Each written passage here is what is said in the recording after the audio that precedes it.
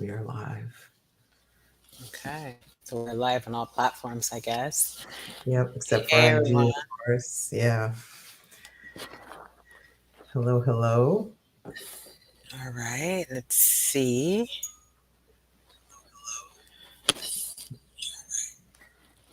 I'm trying to go into the group for a second.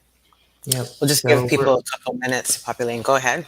yeah, I was just gonna just kind of just introduce what we're talking about here, but we'll kick it off here. Just we Hmm. sent a email out to those who are subscribers. If you open your email, you are familiar with what we're about to talk about. But if not, no worries. You can go back and check your email later or just listen to this live that we're doing.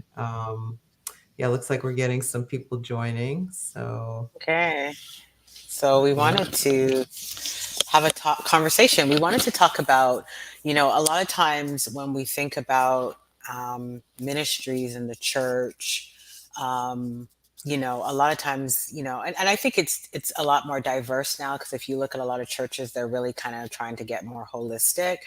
But the topic that we're talking about today is, do you think that the church should be a cornerstone in helping people get healthy, right?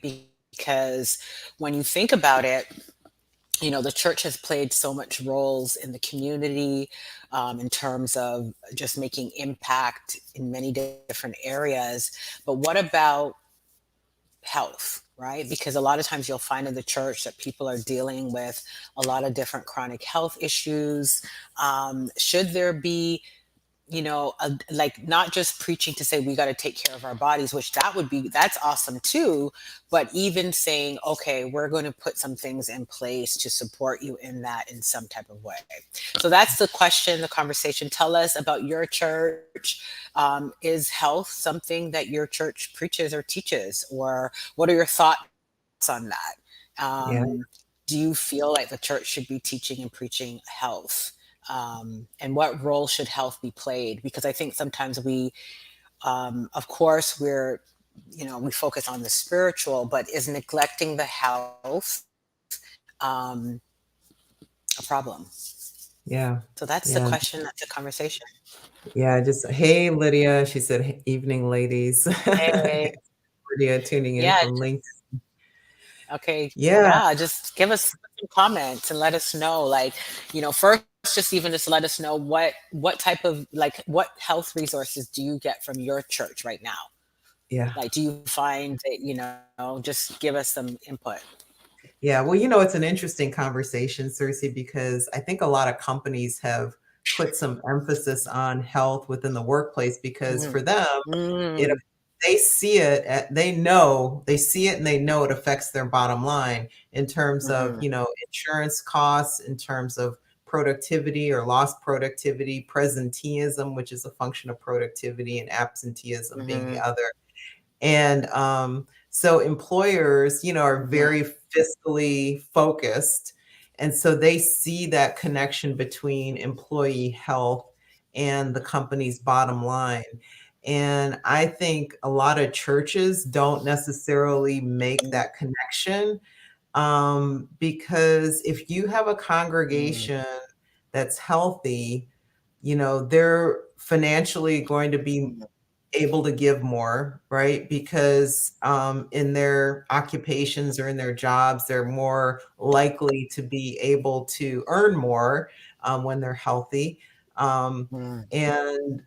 and then just in terms of doing ministry work, like having that physical stamina to be able to Mhm. pick up and do whatever needs to be done, right? I mean, just think about some of the Mhm. ministries that are a lot of churches have, right? Like it could be, it could be even a focus on something like human trafficking, Mhm.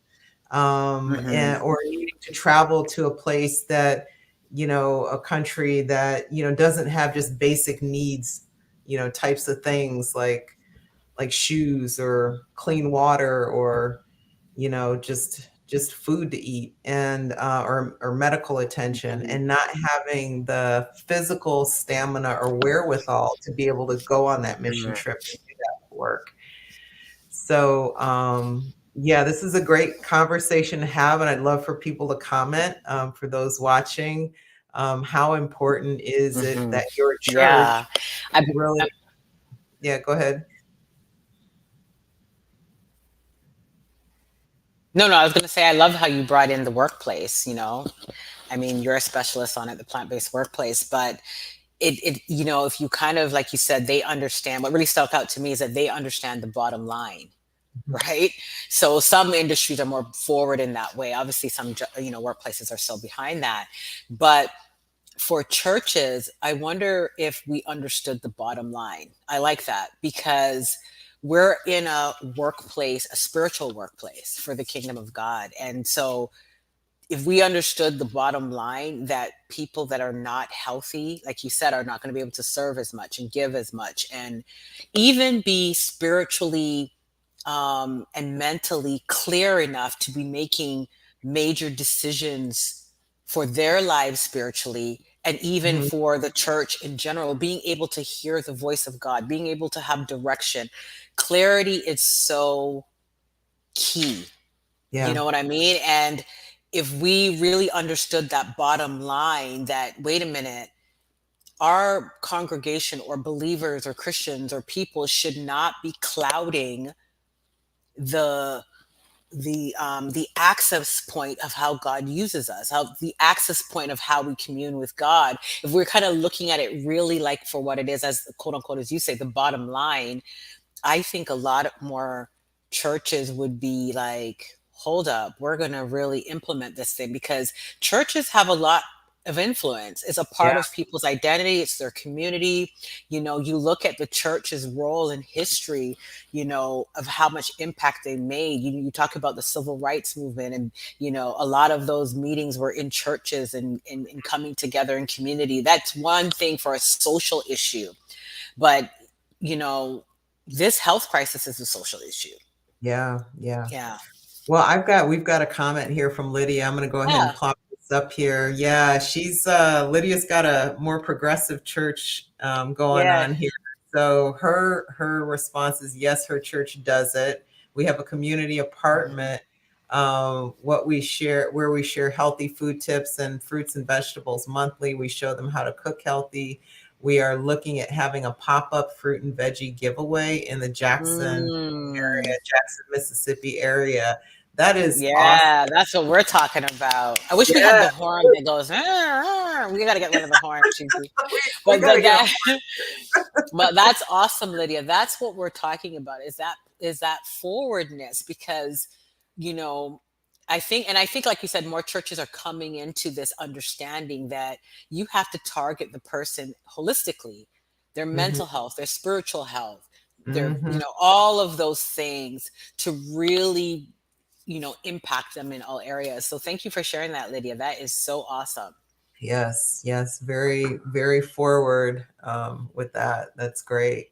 Yeah. Yeah. And I think the other piece too with the giving part, we don't like to talk about tithing. Like nobody likes to Mm. talk about. Yeah, but yeah, the bottom line with the money, like if you're not Yeah, working, if you've lost your job because you're tied up in medical situations or you can't earn as much, or yeah, you have to leave your job to take care of a ill family member, yeah. that's less money that you're tithing. I mean, like you Right, said, nobody wants to really get to numbers, but the truth of the matter is you need money to do the work of God. You just do. right, right. Planes don't fly on their own. No. Homeless don't get fed without money. Like money is needed, Right, you know? right, and So we talk about in the Healthy Christian Woman Boot Camp, our wildly popular Healthy Christian Women. On the fifth day, yeah. we talk about your health is tied to your financial wealth, Yeah. and Yes. we show the data around the number one cause of bankruptcy filings is medical Mm. expenses, and people sometimes assume it's frivolous spending. People, I always have this Mhm. image, of someone walking Gucci around bags and all this with stuff. Gucci Yeah. bags and Louis Yeah. Vuitton shoes and all this crazy stuff. And it's not that. It's like that's like 5% or less of the bankruptcy filing, that the Mhm. majority has to do with medical expenses. And these are with Mhm. people who have insurance. That's the scary Mm, thing. I mean, it's not, it's not the, people who don't have insurance. These are people who do have insurance that the medical mm, expenses have just gotten too out of control. So, mhm, you know, as a church, if your congregation is in that position where they're mm, going through bankruptcy because of medical mhm. expenses, it absolutely affects the church's Yeah, bottom line. Yeah. yeah, yeah. That's a good point.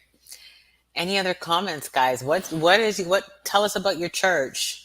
Gigi and I were just talking that we sent you guys out an email because we are actually going on tour with this actual message because sometimes, it's really about just kind of connecting with other churches and being able to serve in that area that sometimes that sparks a more forward way of doing things, or sometimes it's just to partner with churches that are already doing it.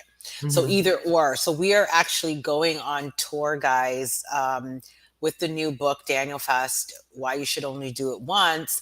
And we're hoping that you guys can connect us to your church. Like if you feel like, you know what, a health message, or you know the whole ministry about what Gigi and I are doing about helping people get healthy, if you think like, you know what, this is something that my church is already doing and they would love to partner to have you guys come and speak, or your church maybe is like thinking about or is on the edge and they might be open to something like this, and you're like, yes, I would love this at my church because I think we do need it, then we want you to help us connect with your church, your pastor, because we are doing virtual,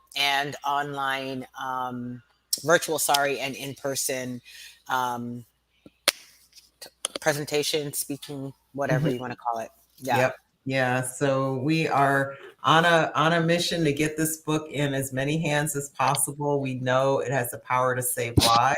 Hmm.